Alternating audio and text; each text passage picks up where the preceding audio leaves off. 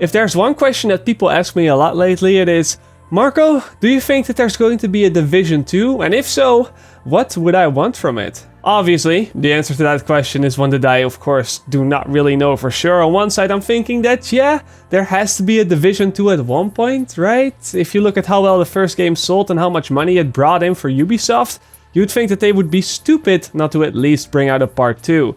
On the other hand, though, I'm thinking that the reputation that the Division has right now isn't really the best one, with all the bugs and all the issues that it had at launch and all that stuff.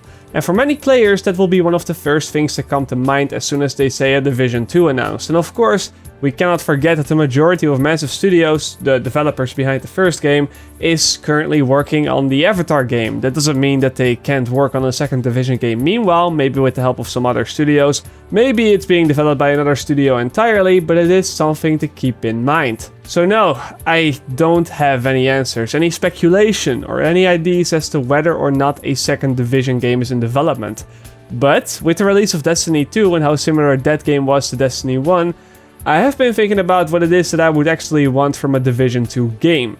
As some of you may know, Destiny 2 did get called out for being very similar to Destiny 1. I know a lot of people seem to really like that. You have the same controls, the same layout, the same UI. It's the same game with a different story, different weapons, and just a whole lot of new things. You know, the whole don't try to fix it if it ain't broke mentality. A lot of people seem to be really into that, but I know that a big part of the player base would have also hoped for a little more innovation, some new features or something that would completely catch them by surprise, and they feel that Destiny 2 did not really do that enough. I think that when it comes down to the Division or a Division 2, we can expect the player base to kind of want the same thing. Half of the people would just like a Division 1.5 that fixes the core issues, changes up a few things, and then brings out a new game with a new story, with of course some new weapons, some new loot and that kind of stuff. While the other half of the player base, while they might be okay with that, they would still prefer something with a little more punch, something that makes them jump out of their couches from excitement when it is announced. I myself, I'd like to think that I'm somewhere in the middle of it, but still leaning closer to the more innovative side of things. If there's ever going to be a second Division game, I of course would want it to have similar controls. I mean, I think the controls for the Division 1 are pretty smooth. I'd also have no problem if it looked in a very similar way, and I'm not just talking about the graphics, I'm also talking about the UI and all those things. I wouldn't mind if all of those things carried over to a second game, but I would still prefer some major changes to the core gameplay to push out something that is fresh and different for everybody instead of something that you could call a Division 1.5. In a way, that is what really pulled me towards the Division 1 in the first place, seeing the E3 2013 trailers and seeing something completely different.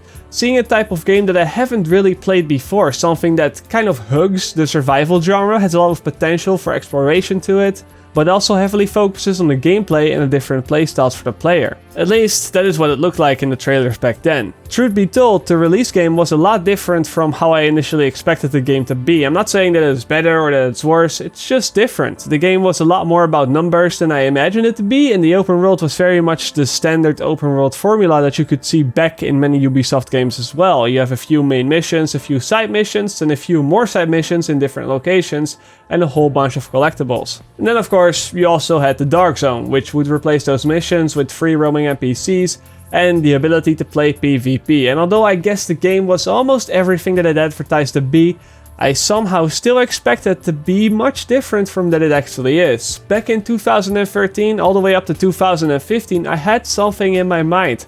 I thought that I knew exactly what the Division was going to be, and I ended up being very wrong. And although I'm not gonna say that my version, the view that I had in my mind, would make for a better game, it probably wouldn't, to be honest. I just thought that it would at least be interesting to go back a few years and talk about the game that I thought the Division was going to be. Because honestly, when people ask me the question what I would want for a Division 2 game, well, it pretty much lines up with just that. It is the game that I originally thought the Division was going to be a few years back. Now, something to keep in mind while watching this video is that I will not be talking about balance or bug fixes and that sort of stuff, because yes, I know those are big topics and I wish these things weren't even big enough of an issue for me to have to mention it in this video as well. I would like all those annoying bugs and imbalances to go away as well.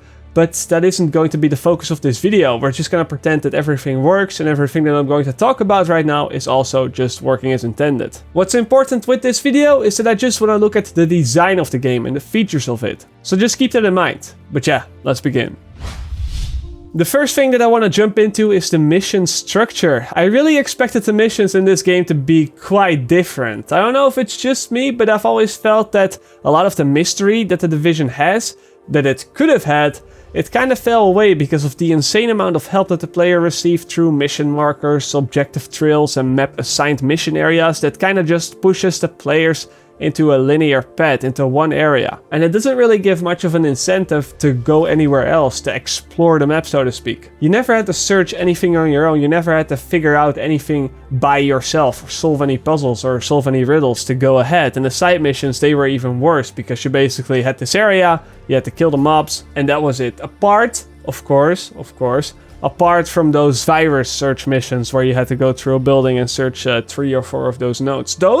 Those were kind of interesting, but that's just touching the surface. I wish they had taken that concept and taken it to a whole other level everywhere else in the game. Now there is that, but then there's also the fact that I felt a severe lack of interaction with the civilians of New York. Now don't get me wrong, I think that the echoes are cool, giving you a look into the past, seeing what happened to all those poor civilians, but I definitely do not like the fact that they pretty much replaced any and all dialogue that the player potentially could have had with any civilians in the city. The only interaction that I'm actually getting with the civilians is if they want some more canned food so they can bring me another blue pistol. Ideally, I would have wanted something like, for example, The Witcher 3 or the Fallout 4 games had, where the agents would be able to meet different civilians, listen to their story, make different choices, help them, not help them, kill them maybe to get some weird items. Do stuff that would have actually had an impact on the game in one way or another. When I saw the Division, I expected to be put into a city that is left without hope, a no man's land, so to speak, and you as a sleeper agent wouldn't just be a mindless tool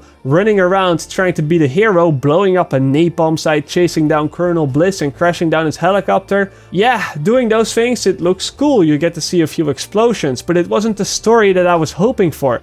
What I wanted from this game was a more down-to-earth scenario where you are just another human. Yeah, you're trained for these kind of scenarios, but that just means that you know New York's layout, that you know how to handle a gun, how to throw a grenade, and that you get to wear this cool watch and earpiece.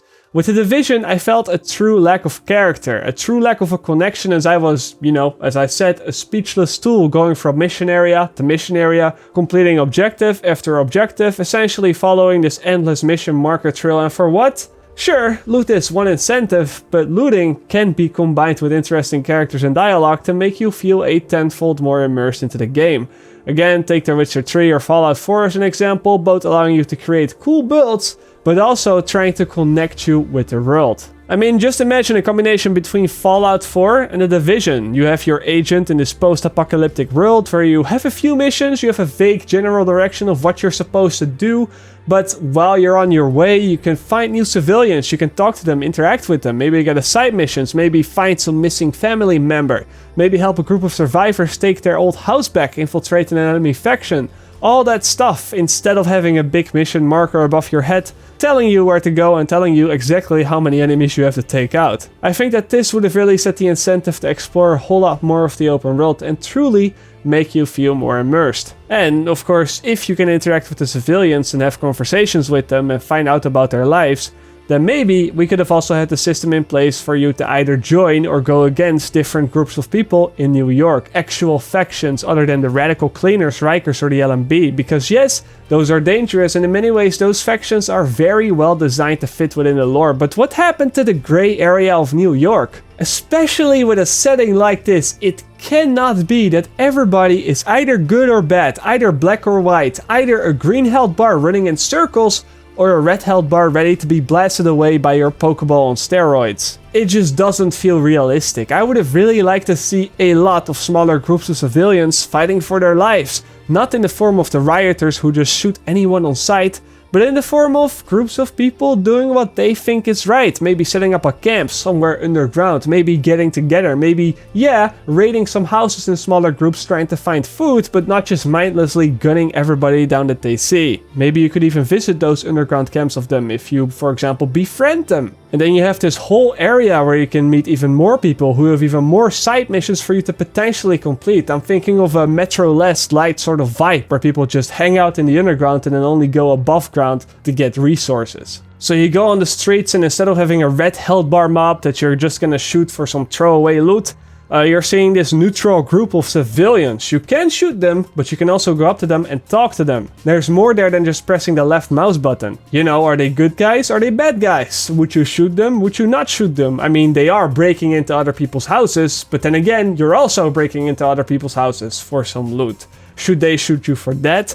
Do they have a safe house where you can make new friends or get some new vendors? What are the benefits of killing them? You know, they have all those weapons that they're carrying, that must be worth something. Can I find out the safe house location that they have later anyway? Will they know that it was me who killed them? Again, all these questions. It could have made for so many interesting gameplay scenarios, but instead, all that we see is a green health bar or a red health bar. Now, second up, I want to talk about how the difficulty is done in this game. As I said, back in the day of before Division 1 was released, I didn't really think that this would be much of a numbers game. Simply putting the same NPCs into different districts and then upping their HP and damage output wasn't something that I thought was going to happen. I imagined that because it was a Tom Clancy game, difficulty would come in the form of different type of enemies and the environment itself. I of course knew that loot was going to play a pretty important role, but for some reason or another, I looked at this game and the thought of item levels or gear score never came to mind. I thought that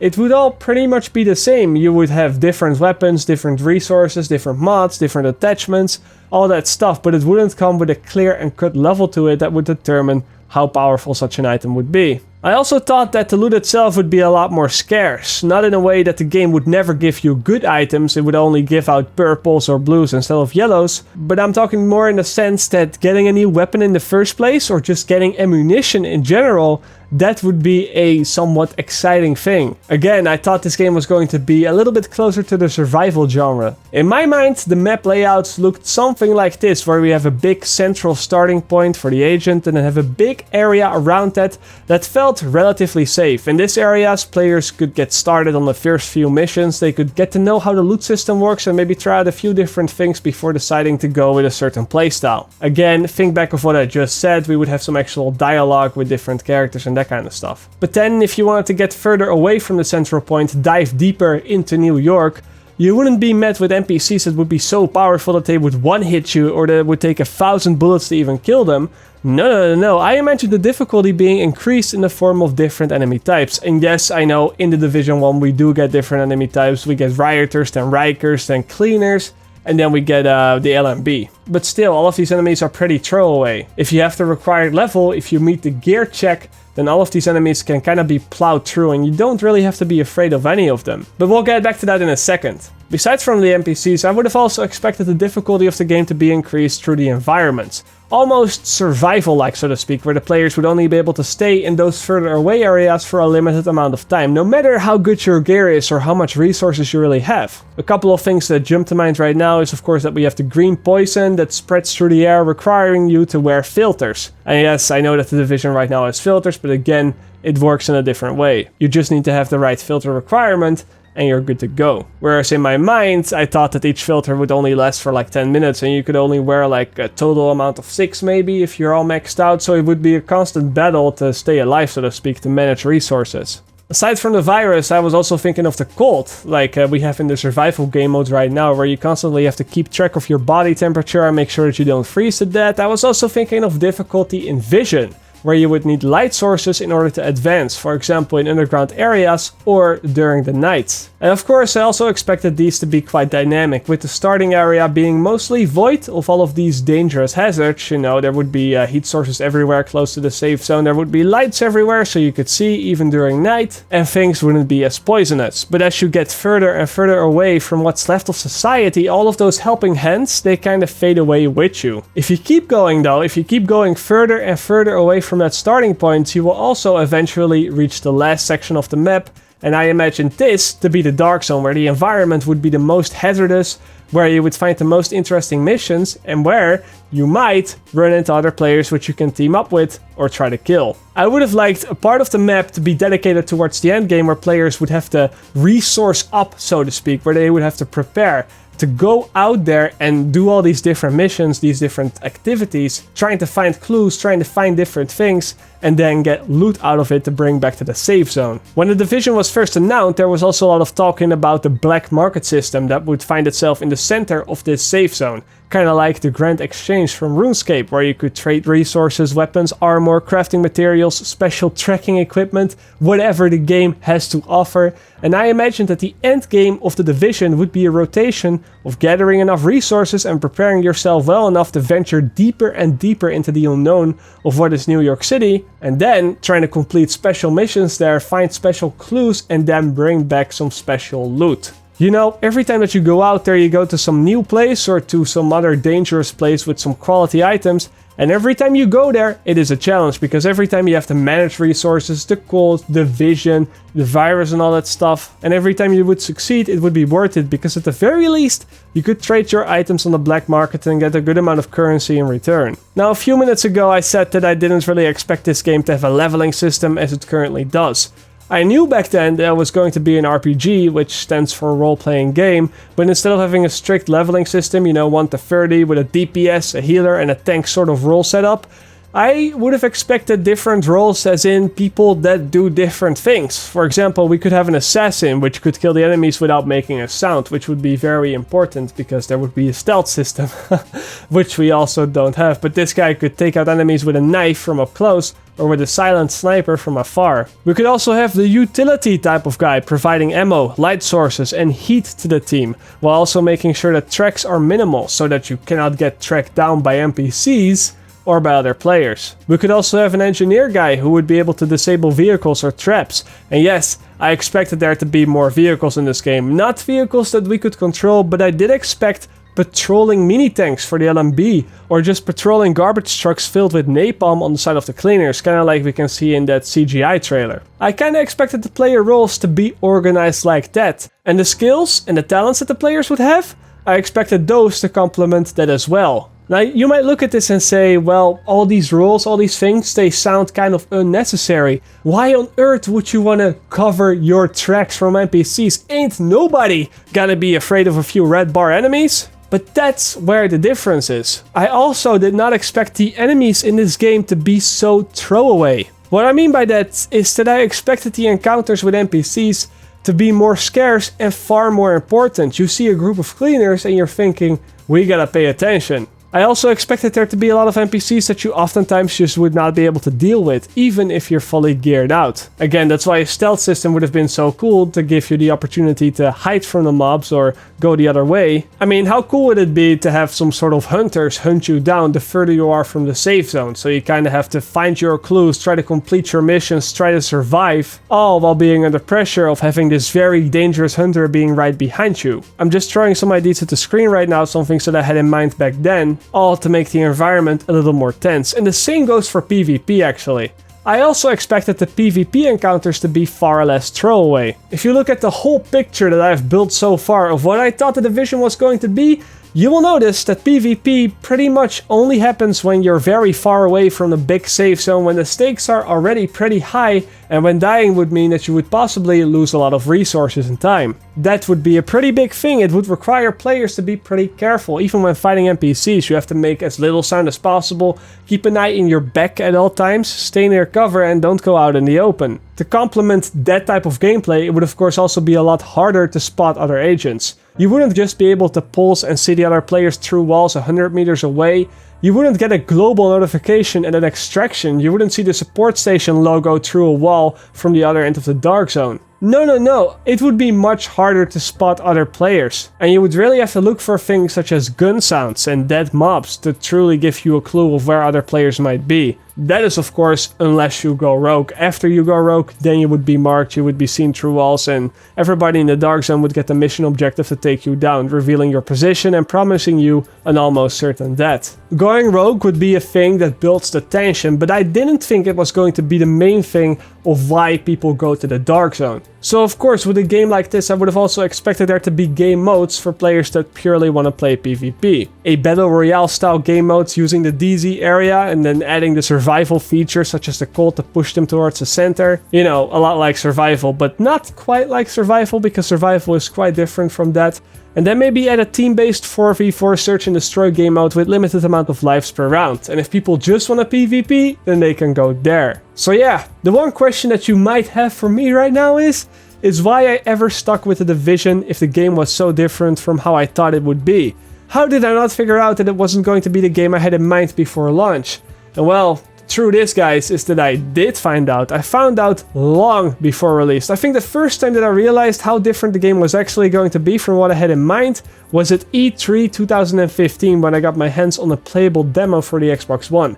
I played it quite a lot, and at first it was fine, but then after playing a little more I realized just how different it was from what I and a lot of other players expected as well. It's hard to remember everything, but I do remember that when the developers came up to me and asked me if I liked the game, I told them, yeah, it's different. Of course, a long conversation happened after that. They wanted to know why and what and that kind of stuff. And it was kind of this weird thing because they of course flew me out to LA to try out the game as one of the first human beings on the planet, only to be disappointed with what I was seeing. And I didn't keep that to myself either. I was pretty honest about it. I posted a lot of videos about the downgrading graphics, a lack of a stealth or a takedown system, the lack of a black market, a reduction of the map size, all those things. I was pretty upset about all of this at that time, which also caused me to drop a lot of hard words in my videos. And kind of kill the relationship I had with Massive and Ubisoft back then. But the thing is, I still didn't dislike what The Division had become. A shooter with very heavy RPG elements is something that I could enjoy as well, and I could enjoy it a lot, so I stuck with the game and I realized that it was a lot more fun than I expected it to be once the game opened up with build diversity and that kind of stuff. Yes, the game we have right now, it is different, and it does a lot of things different than from what I expected it to do in the first place. But the Division that we have instead definitely offers a lot more in other areas. For example, we can create a lot more complex builds that matter more because of the longer time to kill. The current game also offers a lot more and a lot more consistent PvP encounters inside of the Dark Zone, and it definitely also offers a longer endgame through the RNG on the items and the different player stats. Again, in my version of the game, everybody would die in like 3 or 4 bullets to the head, so builds, they wouldn't matter as much because they couldn't matter because the time to kill would be so short. What I'm saying is that both sides, both concepts have their pros and their cons, and what I would like to see in The Division 2 is a mix of what we have right now, what the game is right now, and what I talked about in this video, where we drop out the bad from both sides and then combine the good to create something that is truly new, but on the other hand still feels like The Division. It should be something that no one can call The Division 1.5, but also something that delivers on the dreams that the first Division trailer set to life. And that is all that I'm going to have to say for now. I know, it's quite a long video, but after 1.8 drops, I'm not sure if we're gonna get any more content. So, you know, Division 2 has been on my mind, and with it being on my mind, a video like this, it's pretty much unavoidable. And now, I'm also kind of interested in your thoughts. If there's ever going to be a Division 2, what is it that you want to see from it? Anyway, that's gonna wrap it up. As always, I hope you guys enjoyed, and I will see you in the next video. Bye.